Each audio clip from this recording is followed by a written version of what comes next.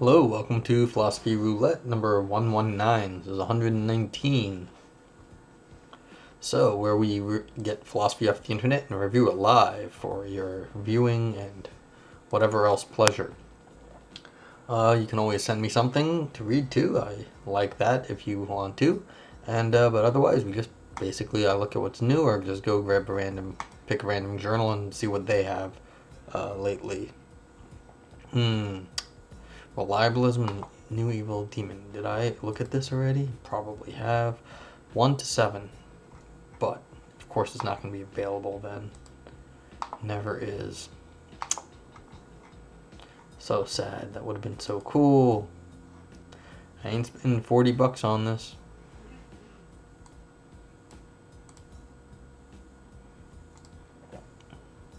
Let's see if this person is good enough to have it on their other website. ResearchGate, Alton Christmann.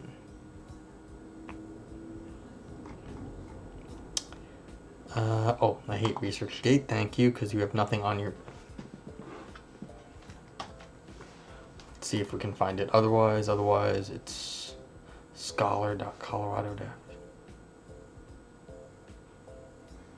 Academia tends to be a little bit friendlier to random people on the internet. Let's see, research. What was I looking for? Reliabilism in the new deal. There we go. So, let's see what we got now.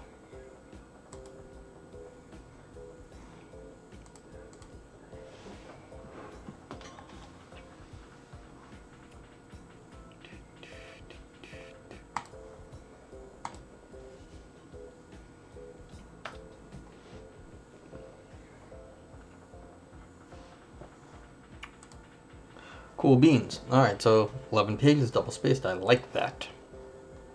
Alright, so this is Reliabilism and the New Evil Demon Problem by John Alton Christmann in Acta Analytica. And if you want to get back to this page, which you might, because the paper's available, so you might as well get it pretty easily from here. Go to his website. I assume John's a guy. Apologize if he is not, or does not go by him. Oopsie, what did I just do?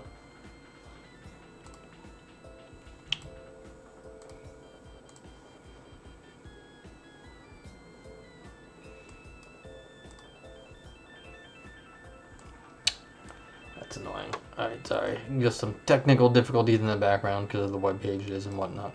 But yeah. Okay. Doesn't really matter. So if you come live, you can grab the Phil Papers link in the chat by typing !paper.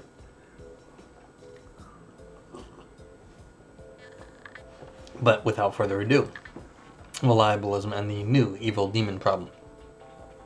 Jennifer Nagel argues that internalist counterexamples to reliabilism play off a shift between belief formation processes that are unconscious and those that involve self-reflection on the contents of one's conscious states. Nagel shows how thought experiments commonly appealed to by internalists rest on a mistake by carefully examining some of the most well-known examples in the literature. However, Nagel's analysis does not work on certain counterexamples to reliabilism, such as Cohen's New Evil Demon, NED, that's kind of a funny name, I like that. I like funny acronyms. In this paper, I argue that Nagel's analysis does not work for NED, so her argument does not extend to all counterexamples against reliabilism. This paper is structured as follows. In section 1, I will unpack Nagel's analysis of internalist counterexamples to reliabilism. I will argue that Nagel's analysis does not work on NED in section 2. In section 3, I will consider whether Goldman's analysis of internalist counterexamples to reliabilism can handle NED. Finally, I consider objection on behalf of Nagel in section 4. This talk of Ned reminds me of Ned Flanders, and y'all should go out there and Google this. There's a death metal band dedicated to Ned Flanders, and it's amazing. You should all do it. They take lines from like The Simpsons of Ned Flanders and they scream it death metal. It's fantastic. So I'm going to be thinking about death metal Ned Flanders this whole paper, which is cool, and you should too. Nagel's analysis. Jennifer Nagel argues... Does she have only one F in Jennifer? Jennifer. Jennifer Nagel argues that anti-reliabilist counterexamples rest on a mistake. Consider this anti-reliabilist counterexample. Mr. Truetemp undergoes brain surgery by an experimental surgeon who invents a small device which is both very accurate thermometer and a computational device capable of generating thoughts. The device, call it True TempuComp, we're going to call this device TempuComp, is implanted in Truetemp's head so that the very tip of the device, no larger than the head of a pin, sits unnoticed on his scalp and acts as a sensor to transmit information about the temperature to the computational system of his brain. This device, in turn, sends a message to his brain, causing him to think of the temperature recorded by the external sensor. Assume that the True TempuComp is very reliable, so his thoughts are correct temperature thoughts. All told, this is a reliable belief-forming process. Now imagine, finally, that he has no idea that the TempuComp has been inserted in his brain and is only slightly puzzled why he thinks so obsessively about the temperature, but never checks the thermometer to determine whether these thoughts about the temperature are correct. He accepts them unreflectively, another effect of the TempuComp. Thus he thinks and accepts that the temperature is 104 degrees. It is. Does he know that it is? Surely not. Why doesn't he know that? I don't know. Okay. I mean, I don't actually buy this surely not there. I mean, why not? It's like, maybe he does. Maybe. Why would you say not? I mean, maybe not for these reasons, but it seems like he knows what temperature it is. Mr. Truetemp forms beliefs in light of his thoughts about the temperature, and those beliefs seem to be the outputs of a reliable formation process. According to Lever, Mr. Truetemp satisfies reliablest conditions for knowledge, but it just seems obvious that he does not actually know the temperature. His temperature beliefs are not knowledge. Yeah, I've lost all my intuitions about epistemology, so I'll just have to take author's word for it. Nagel takes issue with this thought experiment. We must consider whether Mr. Truetemp is reflecting on the evidence available to him and then forming his temperature beliefs. If Mr. Truetemp is just blindly forming beliefs about the temperature, then he does not satisfy the reliabilist conditions for knowledge, because the process of conscious belief formation requires reflection on one's reasons to be reliable.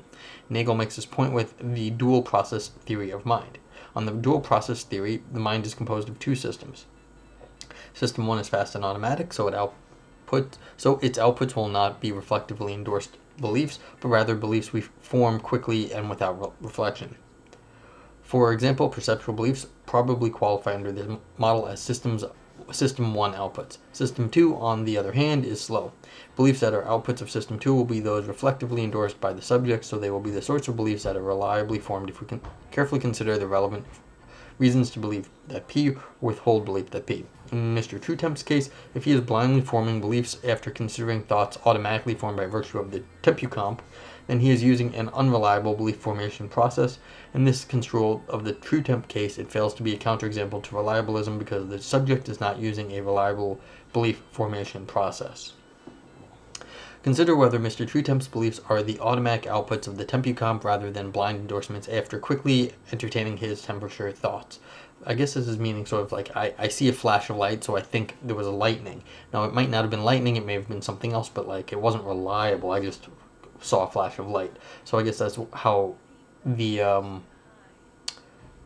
distinction's going here. Like, if I had thought about it and reflected on it, I'd say, oh no, that wasn't lightning, because there's no lightning in this area right now. It may have been maybe a flash of maybe they're filming a movie over there and they have a lot of light all of a sudden. But I mean, depending where you are, that might be realistic.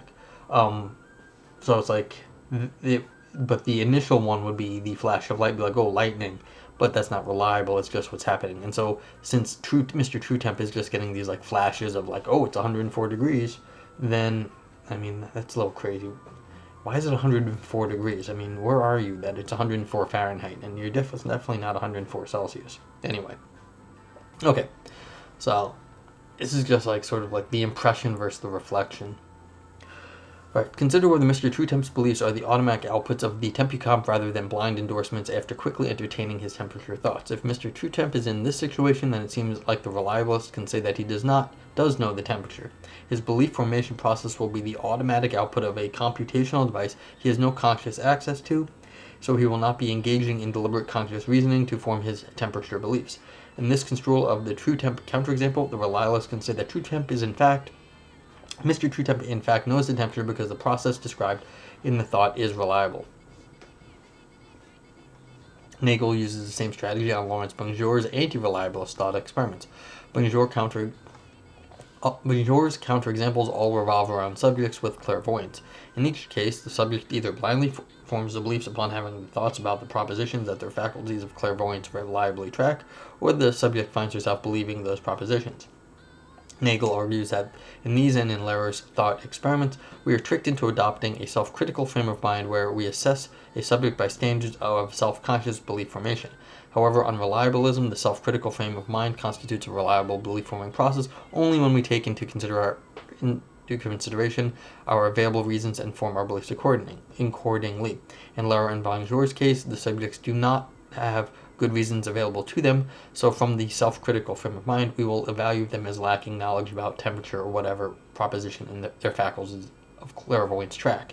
But when we see that those automatic experiments elicit a self-critical frame of mind, we can then understand that they fail to constitute successful counterexamples against reliabilism. If the subject's beliefs in those thought experiments are the products of reflective belief formation, they are not knowledge, and if they are the outputs of reliable automatic unconscious belief formation process, then they are knowledge. Reliabilism comes out unscathed. Okay, so that's fair. I think that's, well, I'm with Nagel so far, so let's see what this author has to say. The new evil demon problem. Okay. You know, this sort of formation of like the new blah blah famous name problem, or the new this, or the new, yeah.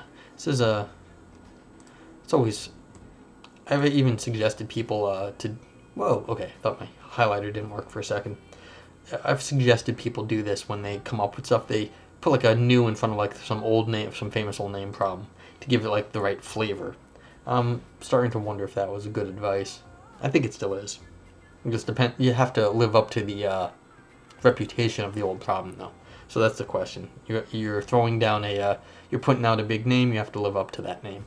So let's see if the author delivers the goods reliably, as it were. Imagine that all our belief formation processes are unreliable because we are being systematically deceived by a very powerful demon, Malgini.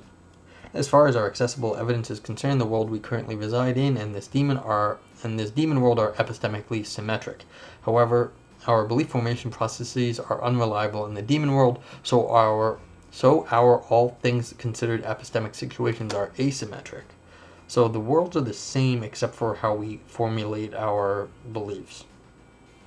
According to reliabilism, the beliefs formed by our demon world counterparts are never justified. Their belief formation processes are unreliable, unbeknownst to them, so according to reliabilism, the beliefs those processes generate will not be justified. But this does not seem right. It seems that our demon world selves in fact have justified beliefs, even if they never know things. So there is a counter example to reliabilism, the new evil demon problem. Ned. Okay, I'm not so sure about this yet. I have to think about this for a sec. So look, we've got these belief formation processes are unreliable, unbeknownst to them. So is this a meta level unbeknownst, such that they don't know that they're unreliable? But why wouldn't they know that they're unreliable? See, that's very odd. So they're unreliable about their reliability. And so they don't know that they're being unreliable. They think their unreliability is reliable. And so they are wrong about their reliabilism. Now, so in that case, I'm a little worried that what they mean by reliabilism and what we mean by reliabilism isn't the same thing. So we're not tracking the same, we're judging them by a different term. But like their reliabilism is fine according to them, but our reliabilism is not. But it's in different worlds, and the property, the word doesn't track the same property. Okay, so this is one that's my knee-jerk, non-reliable first reaction, which this entire podcast series, or whatever you're going to call this, public philosophy is. Knee-jerk philosophical reactions. Philosophy roulette. Anyway, does Nagel's analysis of Lehrer's... I cracked myself up, I'm sorry. Does Nagel's analysis of Lehrer's and Bonjour's counterexamples apply to Ned? Recall that Nagel's analysis was that the thought experiments caused us to adopt a self-critical frame of mind when assessing the subject. In light of this, we can consider two versions of Ned and see if they fail to constitute counterexamples to reliabilism.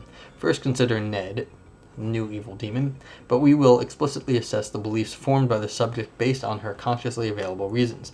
The subject is still systematically deceived by the demon despite the fact that all of her available reasons resemble the ones her counterpart, one of us, in this world has, the non-evil demon world. So, all of her reasons resemble ours, but they don't track that world. Okay, in the demon world, her conscious belief formation process is unreliable because it consistently outputs false beliefs. So she has the same beliefs as us. All of her reasons resemble ours, but her beliefs are just different. I'm not entirely certain I understand what her beliefs are then, or her. So she cannot have justified beliefs that are the outputs of her conscious belief formation processes, which seems to be the wrong result. The subject's accessible reasons, even after careful reflection, strike her as very good. She then forms beliefs based on those seemingly good reasons, so her belief is justified. But this just seems wrong. Instead, it seems more natural to say her beliefs are justified, but not knowledge. So it's like everything is justified and I guess it's reliably justified, consistently justified, but it just, the conclusion of whatever her output is just doesn't actually track that world. But if the world is the same as our world, then something along the way is going wrong, and so the reasoning is different than our reasoning. Alright, maybe that's what's going on here. Alright. Now consider a Ned scenario where the subject's beliefs are the automatic outputs of an unconscious computational process. The demon implanted an algorithm into her mind that causes those unconscious processes to be unreliable. So, for example, all of her perceptual beliefs are unjustified. But again, this seems wrong. It seems natural to say her perceptual beliefs are justified, although she has no perceptual knowledge. Perhaps the reason it seems natural to say this is because of an underlying commitment to a family of views that entail her perceptual beliefs are innocent until proven guilty.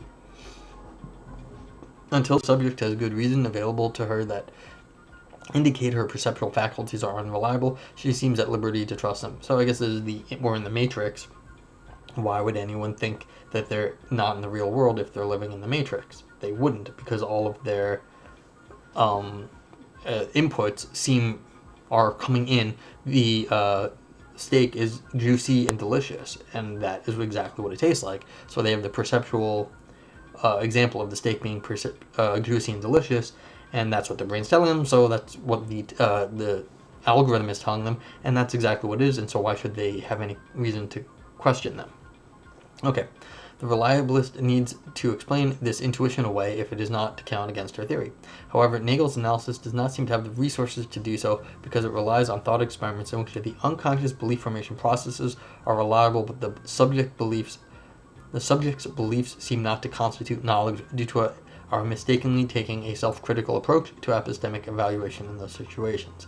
So I'm just trying to place this into the Matrix world, because I think that's what's going on here. You see, in this one, I don't think that works up here in this first example, because it says you're unreliably tracking the world. Well, if this was the Matrix, and so all the inputs you're getting are about the Matrix, well, you're reliably tracking what the Matrix is telling you. So this one up here, the Matrix doesn't work for up here, because that's fine. I mean, granted, you'd be wrong about the one time when you're saying the world, you're not talking about the world, you're talking about the Matrix, but everything else, you're talking about whatever is in that Matrix. That's fine, I guess. I mean, if you're saying, well, I see a building in front of me, or a barn, if we're talking epistemology, we might as well use barns. Well, you're not talking about a real barn, but you're talking about what the Matrix is showing you, and that's a Matrix barn. Which is, fine, I guess. Who cares? So what? That's what you're reliably tracking that. So I don't think this first example, I should point this way, up here is, I don't think that one tracks the Matrix. Down here, this stuff is the Matrix. Because it seems like you're not getting a perceptual knowledge, you're getting some sort of Matrix-y algorithm into your brain knowledge. So I'm a little worried about this one up here. It seems a little funky what's going on, but I'm gonna leave it be for now. Alright, see where we get. Okay. So it seems like Nagel's analysis does not address all kinds of anti-reliabilist counterexamples brought forward by internalists. Her analysis relies on counterexamples in which the subject has reliable yet unconscious belief formation processes or unreliable conscious belief formation processes. New evil demon scenarios do not fit the mold of the counterexamples that Nagel surveys, so they do not fall within the scope of her analysis. However, the reliabilist may still have the resources to counter NED scenarios. In the next section, I will consider whether Goldman's analysis of anti-reliabilist thought experiments can handle NEDs. Ned Flanders.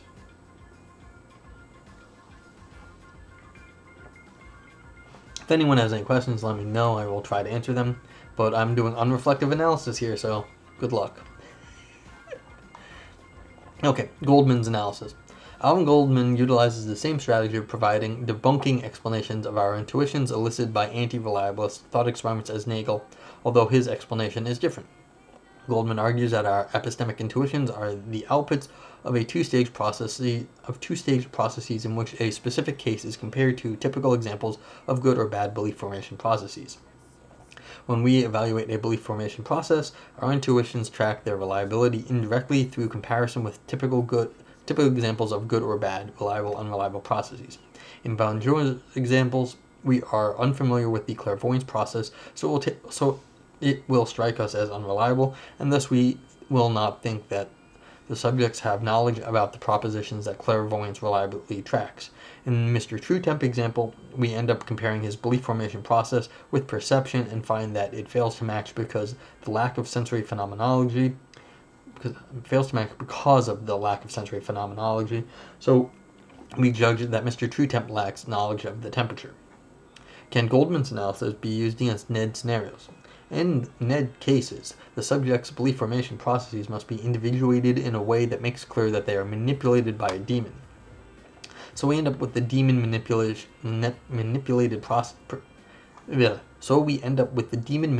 perception process and the demon manipulated memory process and so on.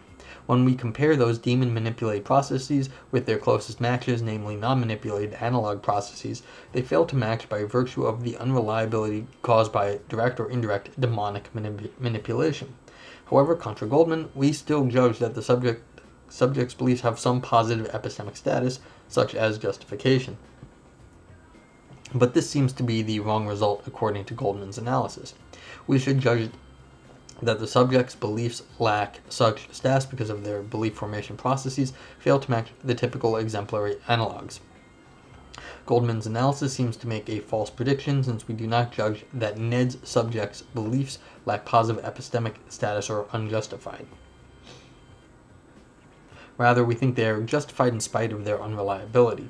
So Goldman's analysis cannot handle NEDs. The reliabilist must look elsewhere to explain away the intuition elicited by NEDs. Objections and replies. Let me object on behalf of Goldman's analysis by arguing that we shouldn't individuate the belief formation processes of NED-embedded subjects by including demonic manipulation as part of the processes. Perhaps the processes are to be individuated as are in the actual world, and it only happens to be the case that those processes are distorted by demonic influence. So we should compare the belief formation processes sans demonic influence with their non-skeptical counterparts. However, this objection is a non-starter. In NED scenarios, the belief formation processes are guided by demonic influence, so the demonic influence is an essential part of the processes. Sure, the processes closely resemble the ones we utilize in the actual world, but the key and epistemically relevant difference is the fact that NED processes are guided by a demon, such that they reliably deliver false beliefs. To screen off the epistemic relevance of demonic guidance from the individuation of belief formation processes seems question-begging in this context. Yeah, I mean, you can't just say the demon doesn't count, because why not? There is a question, though, what do you mean by unreliable? Like, the demon comes in and always messes with them, but you never know because it's the way it's messing with you, and so you live your life in a completely reliable way, except that you don't, like, if somebody from, like, that was not demonically manipulated and you were talking to them, they'd say, well, you're crazy, you've got all these crazy beliefs, but they would have, like, if they were just as smart as you, just as everything as much as you, they would be having the same quality of life because everything in their head would work out and be perfect. And so it seems a little weird because it seems like the demon world works perfectly for that person. And so in some sense, it is as completely reliable as your world in the sense that their life is working out just the same. Even though you say they don't track the beliefs. So there's a very, very weird sort of example going on here. I'm not sure I entirely buy that the intuitions. I mean, that's, when it comes to epistemology, I never get the intuitions that other people do. So that's really what it worries me, but it seems reasonable. But what the author said here is a reasonable thing to say. Okay, if we pursue this objection further, we can see how it delivers the wrong results. By screening off the demonic guidance of the subject's belief formation processes, we end up comparing processes that perfectly resemble the ones we currently possess in the actual world. However, we would then end up with the result that the subject under the influence of the demon has reliable belief formation processes. Her perceptual faculties will perfectly resemble ours, and they will deliver the same kinds of beliefs that ours do, albeit systematically false ones.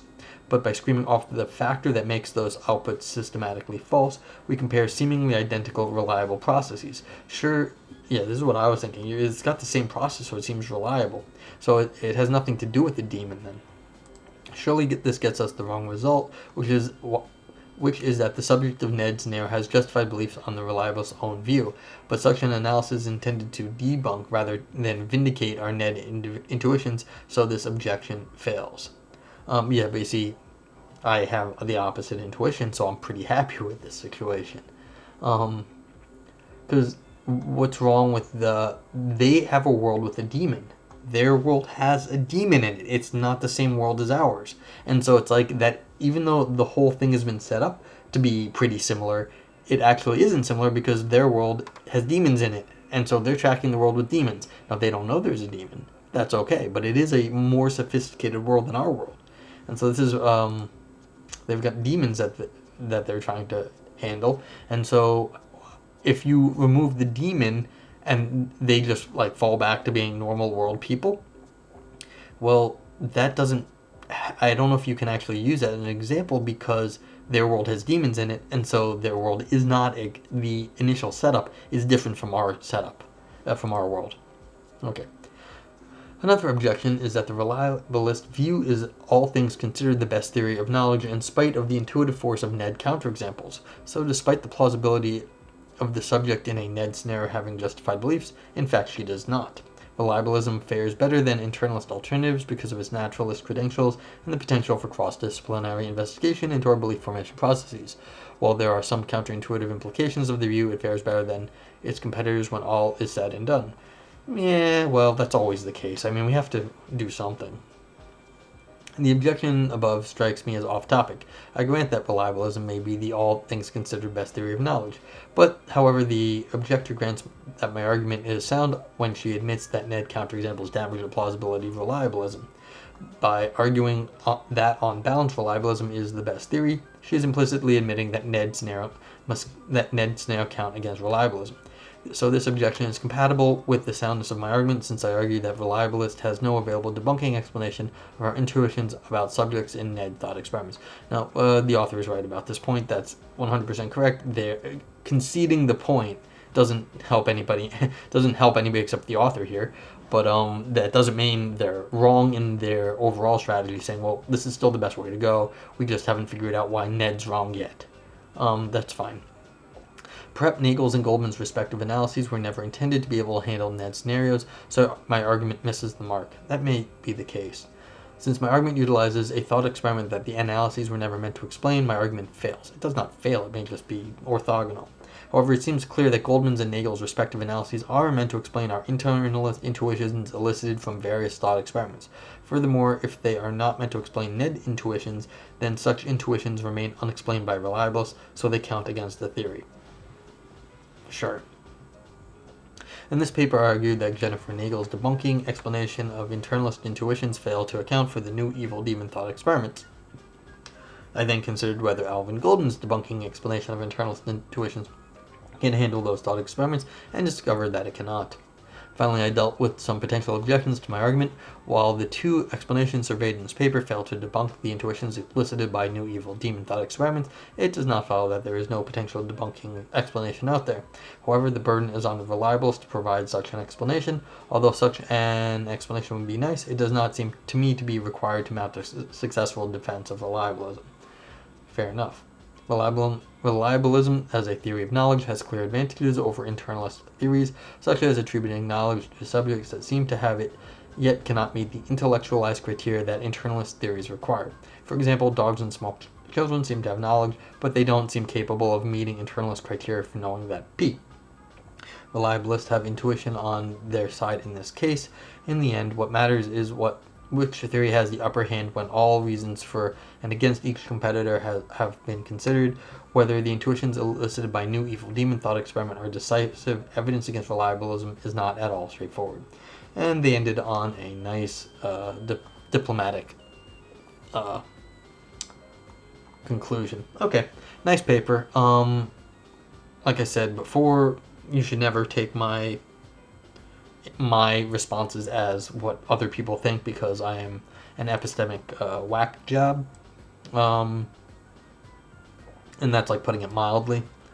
So I have no idea what other people's intuitions are. Like, my initial intuitions were opposite of what the author said the intuitions were supposed to be. That said, I do think that when I finally got down to saying something smart, it took a while.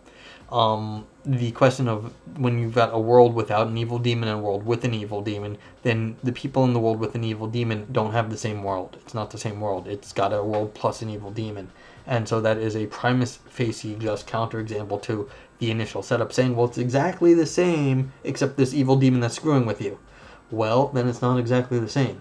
And the fact that when you remove the evil demon, the people act the exact same way in the normal world might show that, well, that they're acting in the way that their world is reliable because the evil demon is messing with them. But that's fine because the evil demon is different, or the world is different. So that would be my first pass at a counterexample to this. That is not to say that I'm a reliabilist. I am not. And I'm not, I don't know if I'm any of these words anymore. I don't even know what half of them mean, like these isms, of course, the internalism, externalism, reliabilism, whatevers. But other than that, if any of the viewers have questions, please let me know. Otherwise, that'll be it for tonight. I'll be back tomorrow, Sunday. I usually take Mondays off, so I won't be here on Monday. But otherwise, I'll be back tomorrow and then on Tuesday again, so long as this quarantine holds. Okay, have a good day, everyone. Have a reliably COVID-free day. Stay safe out there, and I hope you get a haircut soon, because I want one too. Bye-bye.